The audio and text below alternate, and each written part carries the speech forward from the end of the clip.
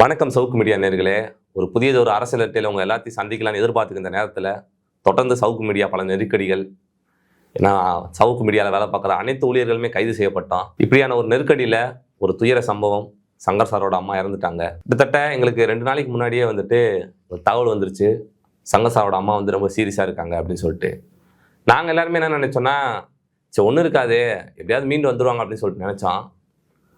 அடுத்த நாளே ஒரு 11 மணி 12 மணி போல் எங்களுக்கு தகவல் வருது, சங்கர் சாரோட அம்மா தவறிட்டாங்க அப்படின்னு சொல்லிட்டு. நானும் அட்வொகேட்டுக்கு கால் பண்ணி, சார் இந்த மாதிரி போகணும் சார் அப்படின்னு சொல்லி சொன்னேன். இப்படியே உனக்கு தான் கண்டிஷன் பேலாம் ரிலீஸ் பண்ணியிருக்காங்க, நீ சைன் பண்ணணும்டா அப்படின்னு சொல்லி சொன்னாங்க. என்ன சார் போகவே முடியாதா அப்படின்னு கேட்டேன். அவர் சொன்னது, நாங்கள் என்னடா பண்ண முடியும், சுச்சுவேஷன்ரா, நீ புரிஞ்சுக்க, விடு பார்த்துக்கலாம் அப்படின்னு சொல்லி சொன்னாங்க. நான் அப்புறமும் கூட சரி எப்படியாவது நம்ம டிபார்ட்மெண்ட்லேயாவது நம்ம போய் கேட்டு போகலாம் அப்படின்னு சொல்லிட்டு நானும் கிளம்பிட்டேன். ஏன்னா நம்மளால போகாமல் இருக்க முடியாது. அவங்க கூட தான் உட்காந்து நான் பேசியிருக்கேன் எத்தனை நாள். அவங்க கையால் தான் நான் சாப்பாடு சாப்பிட்ருக்கேன். அவங்களோட இறுதி ஊர்வலத்துக்கு கூட போகலைன்னா எப்படின்னு எனக்கு தெரில. அது உண்மையிலே எனக்கு ரொம்ப கஷ்டமாக இருந்துச்சு. நானும் போய் சைதாப்பேட்டையில் சைன் போட்டு போய், சார் இந்த மாதிரி சங்கர் சாரோட அம்மா இறந்துட்டாங்க சார், நாங்கள் போகணும் சார் அப்படின்னு சொல்லிட்டு கேட்குறேன். பொறுப்பா தம்பி அப்படின்னு சொல்லிட்டு 3/4 மணி நேரம் என்னை எங்கள் ஸ்டேஷனில் நிற்க வச்சாங்க. அவங்களாம் எப்படிப்பட்ட மனநிலை படுத்துறவங்கன்னே எனக்கு தெரில. ஏன்னா அவங்களும் மனுஷங்க தானே, அவங்களுக்கும் இந்த உணர்வு, அந்த கஷ்டம்லாம் ஒன்று இருக்கும்ல, அப்படிலாம் இருக்கா என்னன்னு எனக்கு தெரில. ஒரு 3/4 மணி நேரம் என்னை நிற்க வச்சாங்க. அதுக்கப்புறம் நாங்கள் பெங்களூர் போனோம். போனதுக்கப்புறம் சார் காலையில் போலீஸ் வேனில் வந்தார். வந்ததுக்கப்புறம் நான், பரத்தண்ணன், அப்புறம் சாரோட தங்கச்சி 3 பேரும் தான் போய் சாரை பார்க்கலாம் அப்படின்னு சொல்லிட்டு போனோம். போனோடனே என்ன நடந்துச்சுன்னு சொல்லிட்டு சாரோட தங்கச்சி சாருன்ட்டு சொன்னாங்க. சொன்னோடனே சார் ரொம்ப உடஞ்சிட்டாரு. உடஞ்சிட்டு ஒரு வார்த்தை சொன்னார், பேசாமல் நான் இந்த மாதிரி மீடியா அதெல்லாம் இல்லாமல் நான் ஒரு கிளர்க்காக கவர்மெண்ட் எம்ப்ளாயாக இருந்தேன்னா அம்மாவை நல்லா பார்த்துருப்பேல அப்படின்னு சொல்லிட்டு சொன்னார். எனக்கு உண்மையிலேயே மனசு உடஞ்சிருச்சு. ஒரு அரசு இதை தான் எதிர்பார்க்கும், அவனை உடச்சி இந்த இதுலேருந்து எப்படியாவது வெளியே கொண்டு வரணும் அப்படின்னு சொல்லிட்டு. ஒருவேளை அந்த முடிவுக்கு சார் போயிடுவாரா அப்படின்னு சொல்லிட்டு நான் அந்த நேரத்தில் உண்மையிலே நினச்சேன். சார் உடஞ்சிட்டார் சுக்குநூறா. அவங்களும் அழுகுறாங்க. நானும் இங்கிட்ட உட்காந்துருக்கேன், பரத்தனை அங்கிட்ட உட்காந்துருக்கு. எங்களால் என்ன சொல்ல முடியும்? அவங்களுக்கு ஆறுதல் சொல்கிற அளவுக்கு நாங்களும் வயசில் மூத்தவங்களும் கிடையாது. எங்களுக்கு என்ன சொல்கிறதுனே உண்மையிலே தெரில. அப்புறம் 2 பேரும் மனசு உடஞ்சி பேசிகிட்டு இருந்தாங்க. ஆனால் அப்போ கூட அவங்களுக்கு ப்ரைவேசின்னு ஒன்றும் இல்லை. போலீஸ் அப்படியே கூடயே தான் இருந்தாங்க. நான் அவங்கள தப்பு சொல்ல முடியாது, இது ப்ரொசீஜரு. அதுக்கப்புறம் சாரியை ஹாஸ்பிட்டலுக்கு கூப்பிட்டு வந்துட்டாங்க. கூப்பிட்டு வந்தோடனே அவங்க உறவினர் எல்லாருமே பேசினாங்க. அது அப்படியே ரொம்ப உடஞ்சிட்டாரு மனுஷனை. ஏன்னா அவர் கையை உடச்சாப்பையாக இருக்கட்டும், அவருக்கு குண்டாசு போட்டாப்பையாக இருக்கட்டும், அப்போல்லாம் உடையாத மனுஷன் அம்மா அப்படி பார்த்தோன்னே சுக்குநூறாக உடஞ்சிட்டாரு. நான் என்ன நினச்சேன்னா, அவ்வளோதான், இதுக்கு மேலே சார் இனிமேல் இந்த ஃபீல்டில் இருக்க மாட்டாரு அப்படின்னு தான் என் தாட்டு நினச்சி. அதுக்கப்புறம் எல்லாருமே சாரை கட்டி பிடிச்சி அழுதுட்டு இருந்தாங்க. அதுக்கப்புறம் நாங்கள் அந்த மார்ச்சரிக்கு போனோம். உடனே அம்மாவோட பாடி வெளியே கொண்டு வந்தாங்க. மனுஷன் உடஞ்சி அங்கே கத்தி அழுகுறாரு. எனக்கெல்லாம் அவன் அம்மா முகத்தை பார்க்குறேன், உண்மையிலே என்னால் பார்க்க முடியல. கண்ணெலாம் ஒரு மாதிரி பிளட்டாக இருந்து, அது எப்படி சொல்கிறேனே தெரில. முகம் உண்மையிலே ரொம்ப பார்க்கவே முடியல, அந்த மாதிரி இருந்துச்சு. ஒரு சாரு கத்தி அழுகுறாரு. என்னால் என்ன பண்ண முடியும்? ஒன்றுமே பண்ண முடியாது. நானும் உட்காந்து பின்னாடி அழுதுட்டு இருக்கேன். அங்கேருந்து எல்லாருமே அழுதுட்டு இருக்காங்க. அதுக்கப்புறம் எனக்கு இந்த இன்சிடென்ட் தான் உண்மையிலே எனக்கு ரொம்ப உறுத்துச்சு. அவர் ஆம்புலன்ஸில் சாரோட தங்கச்சி எல்லாருமே அங்கே போயிட்டாங்க. அம்மாவோட பாடி ஆம்புலன்ஸில் எடுத்துகிட்டு போயிட்டு இந்த தகனம் பண்ணுறதுக்கு கொண்டு போகிறதுக்கு ஆம்புலன்ஸ் ஏற்றுறாங்க. ஆனால் ப்ரொசீஜர் படி சார் போலீஸ் வேனில் தான் போகணும். அவர் கேட்குறாரு, சார் நான் ஆம்புலன்ஸில் போவான்னு சொல்லிட்டு. எனக்கு அப்போ உண்மையிலே சுக்குநூறாக உடஞ்சி. ஒரு அம்மாவை பார்க்கறதுக்கு கூட ஒரு முடியாமல், ஒரு கட்டுப்பாட்டில் இப்படியான ஒரு இறுதி ஊர்வலம் நடக்கும்னு நான் உண்மையிலேயே எதிர்பார்க்கல. இப்படியான ஒரு இறுதி ஊர்வலம் யாருக்குமே நடக்கக்கூடாது. ஒன்று சொல்லுவாங்கல்ல, எதிரி கூட இந்த நிலைமை வரக்கூடாதுன்னு சொல்லிட்டு. அந்த மாதிரியான ஒரு நிலைமை தான் சங்கர் சாருக்கு வந்துச்சு.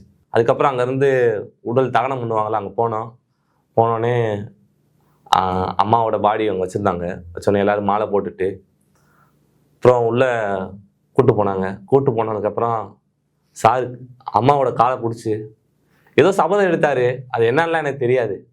கடைசியில் எரிக்கிறப்ப உள்ளே தள்ளுறப்ப, எல்லாரும் பார்க்குறவங்க லாஸ்ட்டாக ஒரு வாட்டி முகத்தை பார்த்துக்கன்னு சொன்னாங்க. கடைசியாக முகத்தை பார்த்து அம்மாவுக்கு முத்தம் கொடுத்தாரு. அதோட அப்படியே நாங்கள் வெளியே வந்துட்டோம். அம்மாவுக்கு எதில் உடம்பு சரியில்லாமல் போச்சுன்னா, அந்த மலத்தை கொண்டு வந்து வீட்டில் ஊற்றுனாங்கல்ல, அதுலேருந்து தான் வந்து அம்மா வந்து மனசு உடஞ்சி உடல் ரீதியாகவும் ரொம்ப பாதிக்கப்பட்டாங்க. ஏன்னா கிட்டத்தட்ட 5 மணி நேரம் வந்து அந்த வீட்டுக்குள்ளேயே இருந்தாங்க அந்த மலத்தை ஊற்றுனப்ப.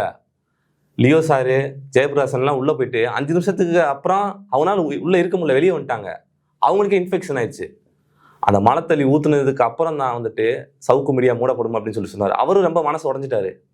அம்மா வந்து அதவே நினச்சிட்டே இருந்தாங்க. அதுக்கப்புறம் தொடர்ந்து வந்து உடல் ரீதியாக வந்து ரொம்ப பாதிக்கப்பட்டு மெடிசனும் எடுத்துகிட்டே இருந்தாங்க. இன்னைக்கு அம்மாவே இல்லை. இதுக்கு முன்னாடி அந்த மதுரை வாயில இருந்த வீட்டை உடைச்சு உள்ளுக்குள்ளே கஞ்சா வச்சுருக்காங்கன்னு சொல்லிட்டு அந்த வீட்டவே சீல் வச்சுட்டாங்க.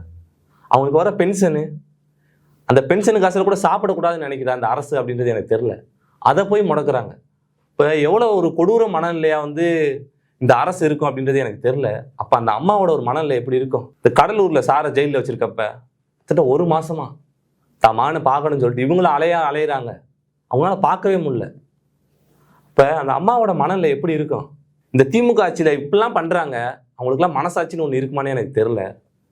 கோவை செயலில் இந்த கையை உடைச்சப்பெல்லாம் அம்மா மனசு நொந்துட்டாங்க. அவங்களுக்கும் தெரியும் எல்லாமே பொய் கேஸுன்னு சொல்லிட்டு. தன் மகன் என்ன பண்ணா, பேச தானே செஞ்சான் அப்படின்னு சொல்லிட்டு மனசு உடஞ்சிட்டாங்க. இப்படி அந்த அரசு வந்துட்டு தொடர்ந்து சாரை வந்துட்டு அரெஸ்ட் பண்ணி குண்டாசு ஏற்கனவே வந்து 2 குண்டாசு போட்டாங்க. முக்கால்வாசி அவங்க வாழ்நாளில் அவங்க நிம்மதியாக வீட்டில் இருந்த நாட்களை விட நீதிமன்றத்துக்கும் சிறைச்சாலைக்கும் அலைந்த நாட்கள் தான் ரொம்ப அதிகம். முழுக்க அம்மாவோட இறப்புக்கு காரணமே இந்த திமுக அரசு தான். இது இங்கே இருக்க யாராலுமே மறுக்க முடியாது. அடுத்து அம்மாவை எப்போல்லாம் போய் நான் வீட்டில் போய் பார்க்குறேன்னா, இப்போலாம் வந்து வெளியில் காலிங் பில் இருக்குல்ல, காலிங் பில் அடித்தோடனே வந்து அவசரமாக கதவை திறப்பாங்க. அவங்களுக்கு அதிர்ச்சி. ஏன்னா எப்போவுமே வந்து போலீஸ் வந்து அவங்க அந்த காலிங் பில் அடித்தோடனே அந்த அதிர்ச்சி இருக்குமா, அவங்க நைட்டு தூங்குறப்ப கூட யாரோ காலிங் பில் அடிக்கிற மாதிரியே இருக்குமா. இப்படி மனநிலையோட ரொம்ப வந்து ஒரு கொடுமையான ஒரு வாழ்க்கையை தான் வந்து அவங்க உயிரோடய உண்மையிலே வாழ்ந்துட்டு இருந்தாங்க.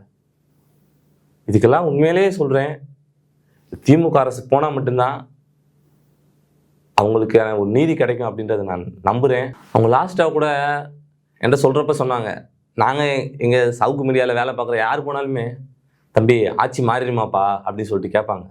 அப்போலாம் எங்களுக்கே ஒரு மாதிரி கில்ட்டியாக ரொம்ப கஷ்டமாக ஃபீல் ஆகும். அவங்க எவ்வளோ வந்து இந்த ஆட்சியால் பாதிக்கப்பட்டிருந்தாங்கன்னா, தம்பி ஆட்சி மாறுமாப்பா அப்படின்னு சொல்லிட்டு அந்த சொல்கிற வார்த்தை இருக்குல்ல, அது உண்மையிலே வந்து ரொம்ப பெயின்ஃபுல்லாக இருந்துச்சு. அவங்க சொல்கிறப்ப, அவங்க சாகுறப்ப கூட அவங்க சொன்னது, பா சங்கத்தை பேசணும்ப்பா அப்படின்னு சொல்லிட்டு அந்த அவங்க டீப்பில் தான் வந்துட்டு கடைசியில் அந்த ஒரு 2-3 நாட்களாக வந்து டீப்பில் தான் வந்துட்டு அவங்களுக்கு ஃபுட்டு எல்லாமே கொடுத்துட்ருக்காங்க. அவங்களால பேச முடியல. இப்போ சங்கரை பார்க்கணும்னு சொல்லிட்டு கேட்டதா அவங்க சாரோட தங்கச்சி சொன்னாங்க.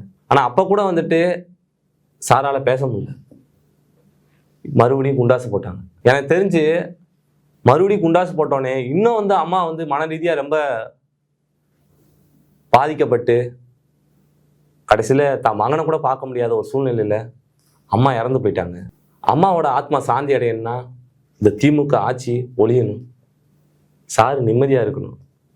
இதுதான் வந்து அவங்களோட கடைசி ஆசையமாக கூட இருந்துச்சு. மக்கள் இந்த திமுக அரசுக்கு ஒரு தகுந்த பாடத்தை கொடுக்கணும். மக்கள் ஒரு நல்ல முடிவு எடுப்பீங்கன்னு நான் நம்புகிறேன். நன்றி, வணக்கம்.